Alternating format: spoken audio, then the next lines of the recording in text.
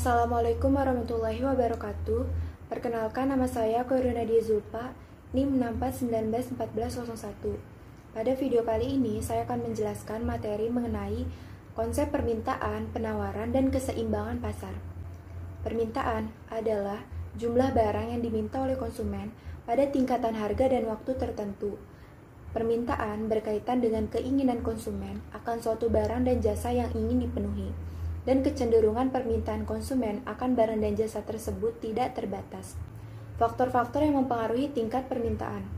Permintaan terhadap barang dan jasa itu sifatnya relatif, artinya permintaan tersebut fluktuatif sehingga mengalami perubahan setiap saat, kadang naik, kadang juga turun.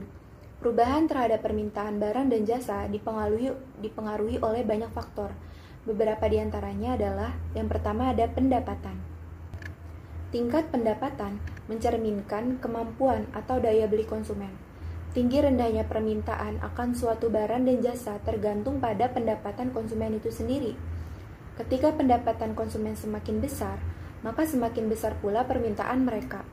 Meskipun demikian, pengaruh perubahan pendapatan pada permintaan tergantung pada jenis barang dan jasanya. Jika jenis barang bersifat normal atau primer dan kualitas barangnya bagus, maka peningkatan pendapatan akan mendongkrak peningkatan permintaan. Sementara untuk jenis barang inferior, semakin tinggi pendapatan, maka permintaan justru akan semakin menurun. Sebab konsumen yang pendapatannya semakin tinggi, mereka akan lebih memilih untuk membeli barang-barang dengan kualitas yang baik. Sebaliknya, ketika pendapatan menurun, permintaan terhadap barang-barang inferior justru akan meningkat. Sebagai contoh, komoditas susu creamer dengan susu kental manis atau full cream. Dilihat dari kandungan susunya, susu full cream lebih banyak dibandingkan dengan susu creamer. Oleh sebab itu, susu creamer termasuk ke dalam barang inferior, sedangkan susu full cream termasuk barang normal atau primer. Dari harganya, jelas susu full cream lebih mahal dibandingkan dengan susu creamer. Ketika pendapatan konsumen rendah atau turun, permintaan susu full cream akan menurun, dan sebaliknya, permintaan terhadap susu creamer akan meningkat. Namun, pada saat pendapatan konsumen lebih tinggi, maka permintaan terhadap susu full cream juga akan tinggi. Intinya, semakin tinggi pendapatan yang diperoleh konsumen, kecenderungan untuk memiliki barang dan jasa yang lebih baik kualitasnya juga akan semakin tinggi. Yang kedua ada harga. Ketika harga suatu barang atau jasa naik, maka akan ada penurunan terhadap permintaan barang dan jasa tersebut. Sebab, harga memiliki pengaruh yang sangat signifikan terhadap permintaan barang dan jasa. Meskipun demikian, perubahan harga pada permintaan juga bergantung pada jenis barang dan jasanya. Untuk barang atau jasa yang sifatnya primer atau kebutuhan utama dan penting, maka perubahan harga akan menggeser permintaan walau hanya sedikit. Misalnya, apabila harga beras mengalami kenaikan, penurunan permintaan terhadap komoditas tersebut cenderung sedikit, karena beras merupakan kebutuhan pokok yang harus dipenuhi. Yang ketiga ada suku bunga. Apa hubungannya suku bunga dengan permintaan? Suku bunga sebenarnya melekat pada harga barang yang diperjualbelikan secara kredit. Sederhananya, barang yang dijual secara kredit umumnya harganya akan lebih mahal dibandingkan dengan barang yang dijual secara tunai. Adanya suku bunga tentu akan berdampak pada tingkat pengeluaran untuk barang-barang konsumsi secara substasional. Banyak barang konsumen yang umumnya dibeli secara kredit, misalnya ada motor, mobil, rumah, smartphone, barang-barang elektronik, laptop, dan lain sebagainya. Suku bunga yang tinggi akan berdampak pada harga yang lebih tinggi, sehingga memaksa konsumen untuk merogoh kocek yang lebih dalam. Harga barang yang tinggi akibat suku bunga yang tinggi akan menghalangi pengeluaran konsumen, sehingga tingkat permintaan terhadap barang-barang tersebut cenderung menurun. Yang keempat ada harga barang substitusi atau komplementer. Harga barang substitusi atau pengganti merupakan produk atau layanan yang memiliki kesamaan atau kemiripan fungsi dengan produk lain. Ketika harga barang substitusi mengalami kenaikan, akan menyebabkan tingkat permintaan terhadap komoditas yang memiliki fungsi yang sama semakin tinggi. Demikian pula sebaliknya. Contohnya, minuman kopi menjadi substitusi dari minuman teh. Apabila harga minuman kopi semakin mahal, maka permintaan terhadap minuman teh akan meningkat. Sebaliknya, jika harga minuman teh lebih tinggi, maka permintaan terhadap minuman kopi akan lebih banyak. Dengan demikian, permintaan terhadap komoditas tertentu secara langsung dapat dipengaruhi oleh perubahan harga dari barang substitusinya. Hal yang sama juga terjadi pada barang komplementer atau pelengkap. Barang komplementer dapat dipahami sebagai barang atau jasa yang digunakan secara bersama-sama dengan barang atau layanan lain sebagai pelengkapnya. Biasanya, barang komplementer cenderung kurang memiliki nilai ketika dikonsumsi sendiri. Namun, saat dikombinasikan dengan barang atau layanan lain, akan menambah nilai keseluruhan dari barang tersebut. Misalnya, susu menjadi barang komplementer dari kopi. Susu dan kopi masing-masing memiliki nilai tersendiri. Dan ketika keduanya digabung, maka kombinasinya akan bernilai lebih tinggi. Namun, peningkatan harga barang komplementer menyebabkan penurunan permintaan terhadap komoditas tertentu. Pada contoh kopi susu, ketika harga susu naik, akan menyebabkan harga kopi susu menjadi lebih mahal. Akibatnya, permintaan terhadap kopi menjadi turun. Jika permintaan akan komoditas tertentu juga dipengaruhi oleh perubahan harga barang komplementer atau barang pelengkap. Yang kelima ada jumlah konsumen. Semakin banyak populasi di suatu wilayah, peluang pasar akan semakin besar. Artinya, tingkat permintaan terhadap barang dan jasa juga semakin tinggi. Jangkauan pasar yang semakin luas berpotensi meningkatkan permintaan. Dari sisi ekonomi, jumlah populasi yang bertambah justru memberikan peluang terciptanya pasar baru dengan jangkauan yang lebih luas. Semakin banyak kebutuhan yang harus dipenuhi, mengindikasikan akan semakin banyak permintaan akan barang dan jasa. Hal ini tentu menjadi peluang bagi para produsen untuk bersaing, merebut pasar, dengan memproduksi barang dan jasa yang dibutuhkan atau diminta oleh pasar. Jadi, jumlah konsumen yang semakin banyak berpengaruh terhadap tingkat permintaan yang semakin tinggi. Yang keenam, ada selera dan preferensi konsumen. Kebanyakan konsumen akan tertarik untuk membeli barang atau jasa yang sedang tren. Di Indonesia pernah booming tanaman hias dan batu akik yang begitu diincar dan digilai oleh banyak konsumen. Meskipun harganya melonjak tinggi dari luar kewajaran, inilah yang dimaksud dengan selera dan preferensi konsumen. Ketika suatu barang sedang ngetren digunakan oleh public figure, maka akan memicu gelombang permintaan yang tinggi terhadap barang tersebut. Tak heran jika produsen memanfaatkan ketenaran tokoh-tokoh tertentu seperti selebritis dan selebgram untuk mendongkrak penjualan produknya. Tujuannya jelas untuk meningkatkan permintaan sehingga volume penjualannya pun meningkat. Namun, ketika konsumen tidak memiliki selera dan preferensi terhadap produk yang ditawarkan, maka permintaan terhadap produk tersebut akan menurun. Jenis-jenis permintaan. Jenis permintaan dapat dibagi berdasarkan beberapa faktor. Yang pertama ada berdasarkan daya beli konsumen. Dibedakan lagi menjadi 3, yaitu ada permintaan efektif. Permintaan efektif adalah permintaan terhadap suatu barang yang disertai dengan kemampuan untuk membayar harga barang tersebut. Artinya, konsumen memang memiliki uang untuk membeli berbagai barang dan jasa pada berbagai tingkat harga yang berlaku. Yang kedua ada permintaan potensial.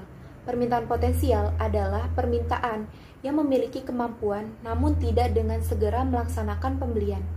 Keadaan ini merupakan potensi permintaan. Artinya, konsumen membutuhkan barang dan jasa tertentu dan memiliki uang, namun masih berpikir-pikir untuk membelinya. Yang ketiga ada permintaan absolut. Permintaan absolut adalah permintaan terhadap suatu barang yang tidak disertai dengan kemampuan untuk membayar harga barang tersebut. Artinya, konsumen sebetulnya membutuhkan barang dan jasa tertentu, tetapi tidak sanggup membelinya karena tidak memiliki uang yang cukup. Yang kedua ada berdasarkan subjeknya. Yang pertama ada permintaan individu. Permintaan individu adalah permintaan yang dilakukan oleh seorang konsumen atau pembeli secara perorangan terhadap barang dan jasa yang akan digunakan untuk memenuhi kebutuhannya. Yang kedua ada permintaan pasar atau kolektif, adalah permintaan yang akan dilakukan oleh seluruh konsumen yang berada di dalam suatu wilayah tertentu. Yang ketiga ada berdasarkan sumber pendapatannya. Yang pertama ada permintaan konsumen. Permintaan konsumen adalah permintaan terhadap barang atau jasa untuk memenuhi kebutuhannya. Yang kedua ada permintaan pengusaha. Permintaan pengusaha adalah permintaan para pengusaha atau faktor-faktor produksi. Faktor-faktor produksi tersebut digunakan untuk memperlancar kegiatan produksi yang dilakukan oleh pengusaha. Contohnya, permintaan terhadap tenaga kerja, permintaan terhadap modal atau dana, permintaan terhadap teknologi, permintaan investasi, dan lain sebagainya. Yang ketiga ada permintaan pemerintah. Permintaan pemerintah adalah permintaan terhadap barang dan jasa untuk pelaksanaan pembangunan dan untuk tercapainya kemakmuran rakyat. Contohnya, ada permintaan terhadap semen untuk pembangunan jalan raya, permintaan akan besi untuk pembangunan jembatan, dan lain sebagainya. Yang keempat ada permintaan luar negeri. Permintaan luar negeri adalah permintaan yang berasal dari konsumen, pengusaha, atau pemerintah luar negeri terhadap barang produksi dalam negeri. Contohnya, permintaan orang-orang Malaysia akan produk kecantikan, permintaan orang Jepang akan udang galah, permintaan orang Arab Saudi terhadap TKI, permintaan orang Amerika terhadap barang-barang kerajinan buatan Indonesia, dan masih banyak lagi. Penawaran. Penawaran adalah banyaknya barang atau jasa yang tersedia dan dapat ditawarkan oleh produsen kepada konsumen pada setiap tingkat harga selama periode waktu tertentu. Faktor-faktor yang mempengaruhi penawaran. Penawaran dan produksi mempunyai hubungan yang sangat erat. Hal-hal yang mendorong dan menghambat kegiatan produksi berpengaruh terhadap jumlah penawarannya. Berikut ini faktor-faktor yang mempengaruhi penawaran. Yang pertama ada harga barang itu sendiri. Faktor pertama yang mempengaruhi penawaran adalah harga. Hal ini adalah syarat yang penting, sebab tanpa adanya harga, maka tidak akan ada hukum penawaran. Sebab pada dasarnya hukum penawaran terkait dengan harga barang dengan prospek jumlah barang. Jika harga barang naik, jumlah barang yang ditawarkan juga akan meningkat. Namun, harga barang yang turun membuat jumlah barang yang tersedia juga akan turun. Yang kedua ada biaya produksi. Keterkaitan biaya produksi dengan biaya yang dipakai untuk proses produksi, mulai dari membeli bahan baku, biaya bahan penolong, gaji karyawan, dan lain sebagainya. Jika biaya produksi meningkat dari waktu ke waktu, maka harga barang yang diproduksi pun akan meningkat, sehingga produsen akan menawarkan barang dalam jumlah yang tidak terlalu banyak. Hal ini dikarenakan produsen tidak ingin mengalami kerugian. Sebaliknya, apabila biaya produksi turun, produsen akan meningkatkan kuantitas produk, sehingga penawaran juga akan meningkat. Yang ketiga ada kemajuan teknologi. Jumlah barang yang tersedia juga dipengaruhi oleh kemajuan teknologi. Dengan teknologi yang modern, maka produsen lebih mudah dalam menghasilkan produknya, baik dalam bentuk barang maupun jasa. Mesin modern juga akan menurunkan biaya produksi, sehingga memudahkan produsen dalam menjual barang dalam jumlah relatif yang lebih banyak. Yang keempat ada pajak. Pajak merupakan ketetapan dari pemerintah terhadap suatu produk. Pajak memiliki pengaruh terhadap tinggi rendahnya suatu harga. Apabila harga barang tinggi karena pajak yang tinggi, permintaan akan berkurang. Imbasnya, penawaran juga jumlahnya akan berkurang. Yang kelima ada harga barang pengganti. Jika barang pengganti harganya meningkat, penjual akan meningkatkan jumlah barang yang tersedia. Dengan begitu, penjual bisa mengalihkan konsumen pada barang pengganti yang memiliki harga yang lebih rendah. Yang keenam ada perkiraan harga pada masa depan. Jumlah penawaran juga dipengaruhi oleh prediksi harga pada masa depan. Apabila suatu perusahaan memperkirakan jumlah produknya naik, tetapi penghasilan masyarakat tetap, perusahaan bisa menurunkan jumlah barang yang ditawarkan.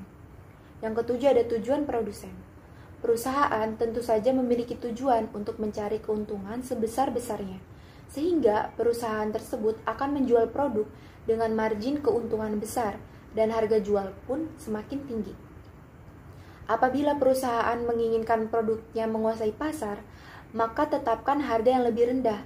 Tingkat keuntungan yang rendah akan membuat harga jual menjadi rendah.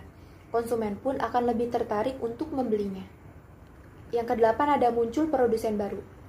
Jumlah barang yang tersedia di pasar juga dipengaruhi oleh munculnya produsen baru, di mana beberapa perusahaan akan memproduksi barang yang sama, sehingga stok yang ada di pasar menjadi semakin banyak.